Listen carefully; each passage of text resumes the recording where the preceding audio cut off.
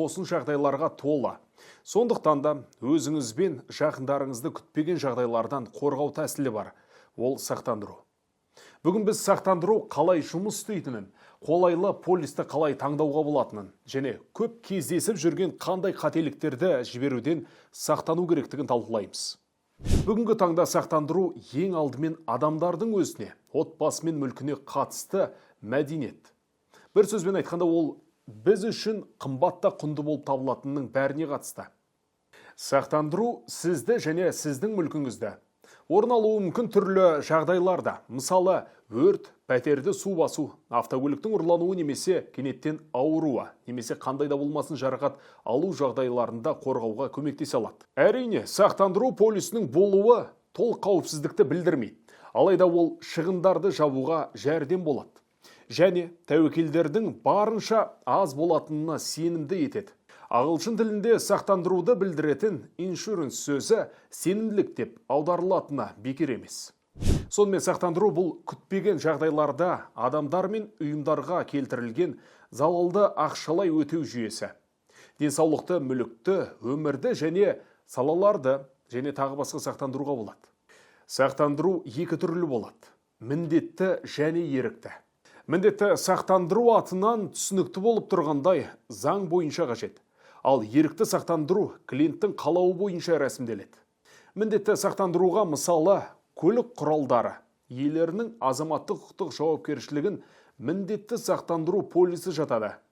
Қазақстанда қолданылып жүрген жол қозғалысы ережелеріне сәйкес мұндай міндетті сақтандыру болмаса, жүргізушілердің автомобиль жүргізуге құқы жоқ. Азаматтық құқықтық жауапкершілігі полисінің көмегімен автокөлік иесі зардап шеккен адамға келтірілген зиянды өтей алады. Ал каско сақтандырудың ерікті түріне жатады. Мұнда жүргізушінің жауапкершілігіне емес, автомобильдің өзі сақтандырылады. Бұл жол көлік оқиғасы жағдайында сақтандырушы автокөлік иесіне оның кінәсі бар жоқтығына қарамастан және тіпті көлікке залал келтірілсе де өтемақы төлейтінін білдіреді. Сақтандырудың ерікті түрлеріне сондай-ақ мүлікті сақтандыруды, жазатайым оқиғалардан сақтандыруды, ауырған жағдайда сақтандыруды және тағы басқа сақтандыруларды жатқызуға болады. Енді сақтандыру жағдайы дегеніміз не екенін талдап көрейік. Бұл сақтандыру шартында сақтандыру төлемін жүзеге асыру көзделген оқиға. Бірақ кейбір оқиғалар сақтандыру жағдайларына жатпайды. Оған заңнамада тыйым салынған. Мысалы, алкогольді мас күйінде автокөлікті басқару, немесе сақтандырушымен жазбаша келісімсіз машинаны жалға беру. Сақтандыру шартында сақтандыру жағдайларының тізіміне кірмейтін ерекшеліктер үнемі жазылып көрсетіледі. Тағы бір маңызды сәтке келсек, сақтандыру компаниясының сақтандыру полисін сатып алмас бұрын нарықтағы ұсыныстарды қарап шыққан дұрыс. Үш ерекшелікке назар аударыңыз. Біз оларды орындауда ұсынамыз. Бірінші қадам – нарықты зерттеңіз. Сақтандыру компанияларының сайттарын зерттеңіз.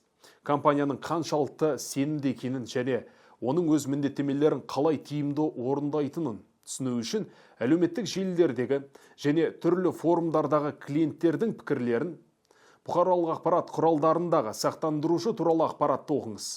Шарттарда бағаларды, сақтандыру өтемақысының көлемін, яғни егер сақтандыру жағдайы орын алатын болса, компания не үшін төлейтінін салыстырыңыз.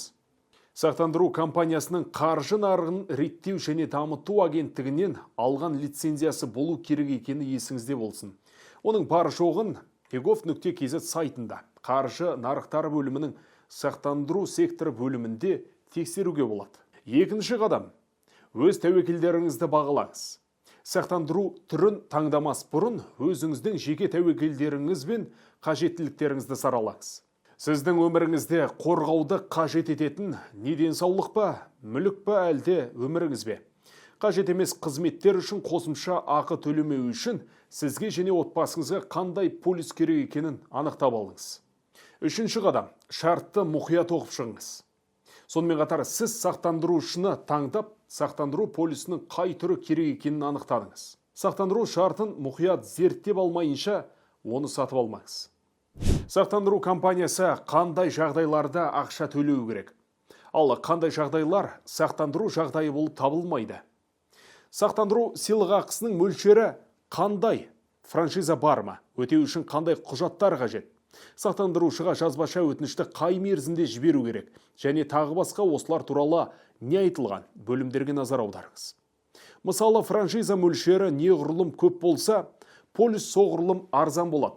Алайда франшизаның кемшілігі сақтандыру жағдайы орын алған кезде сақтандырушы тарапынан төленетін өтемақы аз мөлшерде болады, немесе мүлдем болмайды.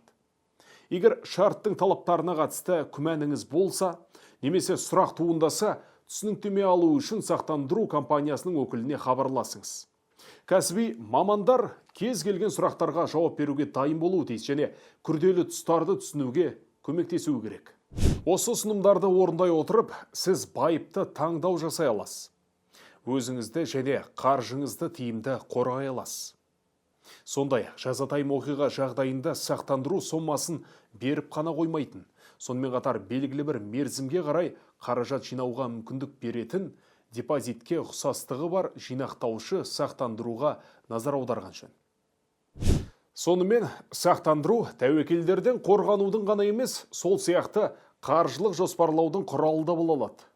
Автокөлік иелері үшін еврохаттама сияқты ұсақ жол көлік оқиғаларды реттеу тетігін білу назар аударарлық. Ол Қазақстанда 2024 жылға 1 қаңтардан бастап қолданылып жүр.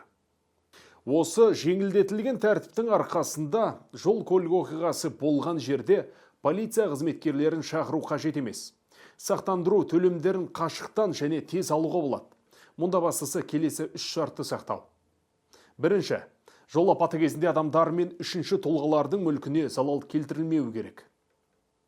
Жол көлік оқиғасы ұсақ болуы. Автомобиль саны 2-ден аспау және залал 100 айлық есепті көрсеткіштен кем болмау тиіс. Үшінші, тараптар кінәлі адам мен зардап шегушіні бейбіт түрде анықтаулары тиіс. Және жүргізушілердің екеуінде де міндетті автосақтандыру болуы керек. Қаржыны басқару мүмкіндіктері мен сақтандырудың қыр-сыры туралы fingramta.kz сайтынан көбірек біліңіз. Бізбен бірге қаржылық сауаттылығыңызды арттырыңыз.